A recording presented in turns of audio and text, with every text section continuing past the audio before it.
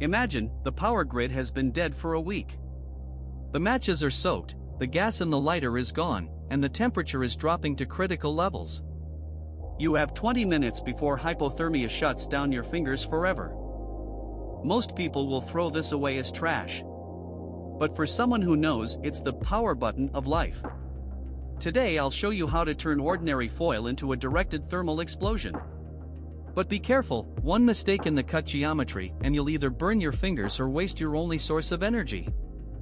And yes, at the end I'll show the paperclip trick, which works even with almost dead batteries.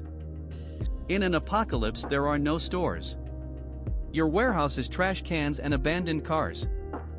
Where to look for power? TV remotes, children's toys, flashlights.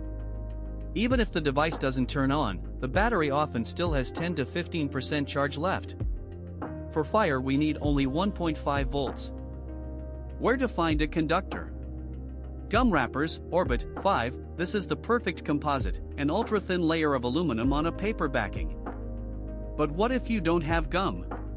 Will foil from chocolate work? Spoiler, almost never, and I'll explain why in a minute. The devil is in the details. Simply touching the foil to the contacts means killing the battery in 5 seconds. You need to cut a strip of foil 1 centimeter wide, but with a critical narrowing in the middle, down to 2 millimeters. Electricity is like water.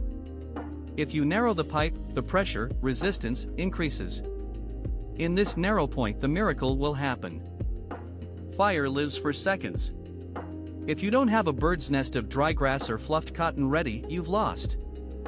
Now I'll show the moment of contact, but first, why does this even work and why is your baking foil most likely useless? We use the Joule-Lenz law. The amount of heat Q released in a conductor is proportional to the square of the current I, the resistance R, and the time T. Q equals I superscript 2 or T. At the narrow point of the strip, the temperature instantly shoots up to 800 degrees Celsius. Gum wrapper foil is perfect because the paper acts as a wick that ignites from the heated aluminum. Pure foil will simply melt without producing a flame. Trick: if the battery is weak, you need to lick the contacts, an old method.